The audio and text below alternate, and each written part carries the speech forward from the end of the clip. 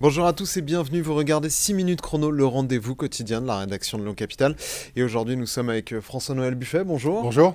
Alors vous êtes sénateur Les Républicains du Rhône, président de la commission des lois au Sénat. Vous avez travaillé sur un rapport parlementaire sur les émeutes qui ont eu lieu il y a à peu près un an après la mort du jeune Naël. On est quasiment à un an. Est-ce que vous avez l'impression que c'est un traumatisme qui n'a pas été soldé? Qu'est-ce que vous en tirez un an après comme conclusion? Est-ce que ça peut se reproduire? Bien sûr que ça peut se reproduire. Il suffit d'un événement de même nature qui fasse que ça se reproduise. Le premier constat, c'est que l'événement lui-même, intervenu à Nanterre de Naël Merzouk, a créé dans les premières heures des réactions au sein de l'Île-de-France, mais qu'ensuite ça s'est propagé sur l'ensemble du territoire national. En réalité, ceux qui ont été poursuivis et jugés ne se sont pas revendiqués de ce qui s'était passé à Nanterre. Ils ont un ras-le-bol plus général C'est ça, c'est une lutte une contre... colère peut-être plus C'est une colère, mais enfin, plus qu'une colère, parce que ça a été très très violent contre l'autorité. Ce qui explique d'ailleurs la destruction d'immobilier de l'État, des collectivités locales, de centres sociaux et de mairies, naturellement, d'agression des maires. Ça a été une réaction contre l'autorité d'une part, et puis beaucoup d'opportunités avec du vandalisme pur et simple sur les commerces en particulier et les commerces de luxe singulièrement. Donc c'est un tout, mais ça génère un ras-le-bol extrêmement fort. Il est intéressant de regarder la carte des émeutes avec la carte de l'INSEE sur le niveau des ressources des personnes physiques, naturellement. Plus on est pauvre, plus c'est des zones où il y a eu... On a une corrélation, ce qui explique par exemple que dans des territoires où il n'y a pas de quartier en politique de la ville, mais où il y a un fort taux de chômage, il y a eu des événements, alors même que dans certains territoires où il y a les quartiers de politique de la ville, il n'y a pas eu d'événements, et tenu pour d'autres raisons, et principalement, on le sait, les réseaux du trafic de stupéfiants. Mais le fond reste le même, c'est celui de la précarité, vraiment. Et quel est le ciment de cette colère qui s'était exprimée? De cette révolte contre l'autorité, contre les symboles de l'État? On a auditionné des profs d'université, des chercheurs. C'est cette incapacité à pouvoir se prédire un avenir. La difficulté de la vie au quotidien, la contestation de l'autorité, parce que plus personne n'est habitué à respecter l'autorité d'une manière générale. Je ne parle pas de caractère autoritariste, mais de l'autorité tout court. Et donc, l'opportunité, le rôle des réseaux sociaux incroyable pour coordonner les actions des jeunes. Il faut savoir que le profil type, c'est un jeune de 23 ans, habitant encore chez ses parents, qualifié et ayant souvent un travail. Il y a des mineurs, 30% des gens des élus sont des mineurs. C'est ce qu'on voyait à Lyon. J'en discutais avec des élus ou des gens qui intervenaient ces soirs-là. Ils disaient c'est pas du tout le profil qu'on pourrait imaginer dans ces casseurs. Ah, c'est pas du tout le profil habituel. Ce sont 30% de jeunes, hein, faut pas l'oublier, des gens qui n'ont jamais commis d'infraction. Qui là, par opportunisme, ont pillé un magasin, ont mis le feu à une poubelle, ont brûlé un établissement.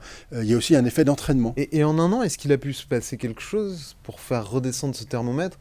Ou s'il se reproduisait un événement déclencheur, la cocotte minute réexploserait de la même manière? Moi, je pense que si on ne prend pas garde sur le fond des choses, que les émeutes aient été calmées, c'est une chose, mais elles ont été calmées grâce à des services de police importants. Cela peut se reproduire demain. Et il faut traiter le fond maintenant. C'est la raison pour laquelle la commission des lois a dit qu'il y a encore un travail à faire. Ce travail doit être fait par la commission de l'éducation, par la commission des affaires économiques. Enfin bon, très bien. Il y a encore un travail de fond qui est un travail, je vais dire, plus sociologique, plus en profondeur, pour vraiment comprendre cet événement, pour finir de comprendre cet événement et apporter les réponses. Si demain il devait y avoir un autre événement de cette nature, je ne suis pas certain que nous n'ayons pas à revoir ces mêmes scènes de violence, d'émeutes. On le revoit presque un peu en Nouvelle-Calédonie.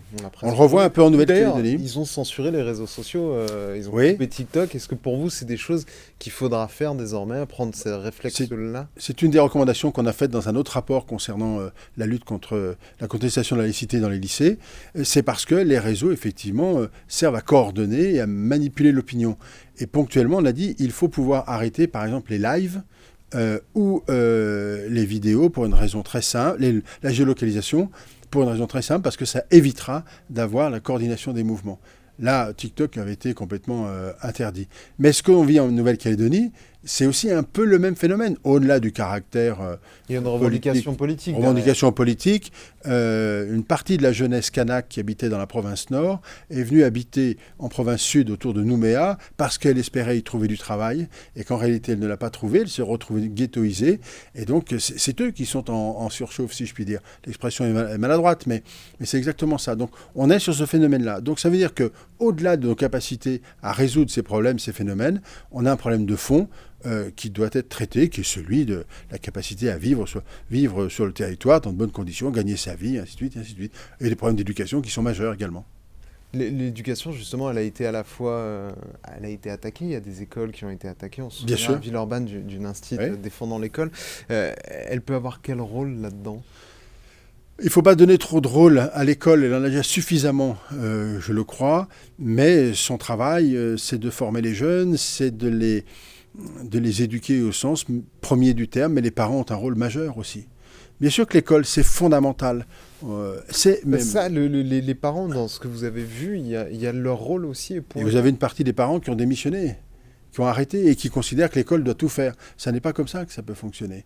Il faut responsabiliser les parents, c'est incontestable. Sinon, on n'y arrivera pas.